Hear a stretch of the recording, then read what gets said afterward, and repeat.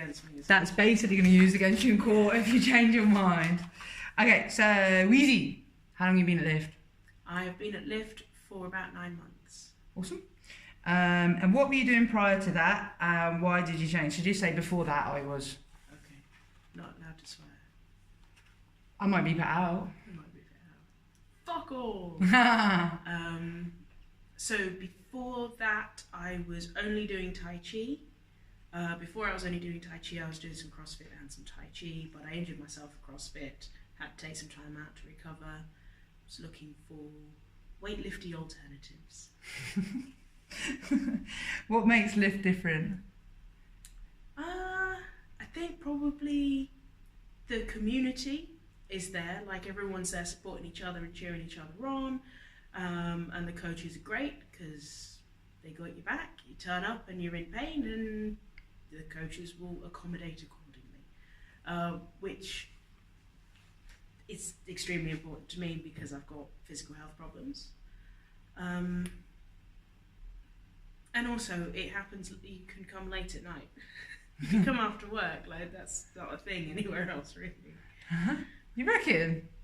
Well, yeah, like the 24-hour gyms they're always open, but you never get a coach there. Yeah. If you want to have some like PT, it's either immediately after work. Are they? Or sort of during the day or a Saturday kind of thing. Oh wow, I didn't know that. Well, that I found anyway. If I say what changes have you seen both inside and outside the gym? So inside the gym, I'm lifting with more confidence. I'm genuinely worried about injuring myself at any given moment, and it's been less of a concern because I've progressed quite cautiously, but successfully and with no gym-related injuries. Outside the gym, again, I bump into stuff less. Like I'm less clumsy. Yeah, I just feel better generally. So I think what's a good one as well is because obviously you were walking and you were in quite a lot of pain, but then like to where you are now, could you describe that a bit? Sure. So how long ago was that when you were like? How long ago was that? You were literally on it, like you weren't very mobile at all. Well, I say mobile, but you were like in so much pain. So the first time I woke up unable to move, I was 22, which was 7 years ago. And I have seen since then 16 different GPs and 5 different physiotherapists. One very effective massage therapist. And I've tried yoga, Pilates. Tai Chi is good for the proprioception, but it's not great for holding myself together, just for bumping into stuff less. I've tried CrossFit, I've tried the 5x5 app on my phone, and I realised after a little while I just sort of needed a responsible adult to tell me when I was doing it wrong, because my body doesn't know, I don't know. So in those 7 years, I've been diagnosed with hypermobility and with polycystic ovary syndrome, which doesn't sound like it should be related, but is the cause of the inflammation that I have. I have a ridiculous diet that is a low inflammation diet, and to keep my joints in play, I guess, keep them under control, I need to have nice strong muscles to hold everything together. And I feel like I'm achieving that now. It's awesome. So how has that changed? So, I mean, the starkest difference for me is I can reliably get out of bed every morning. I'm not missing work because of it. I'm still in pain all the time, but it's not a distracting amount of pain most of the time. And when it is, that's normally because I've walked into a table rather than because it's just the way things are, you know? Like, what about your performance in here, going from not being able to move to... Oh, to be able to squat 100 kilos in a competition is unimaginable, really.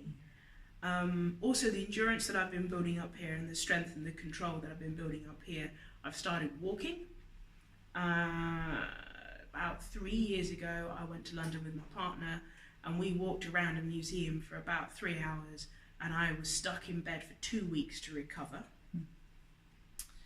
I, a couple of weekends ago, walked 25 kilometres over the space of 2 days, and sometime next month I'm going to do about 40 kilometres over the space of 2 days, and I'm just going to do it, and it's not going to suck as much, and the recovery is going to be much shorter. Again, I'm feeling very positive about the whole thing. It's just bit of freedom. Like the first GP after I got my diagnosis, I saw a chiropractor as well who actually gave me the diagnosis. First GP I saw after that said, well, you'll probably be in a wheelchair by the time you're 30, which is in June, so that's, 2 months from now-ish? I doubt it. I think I'll be alright.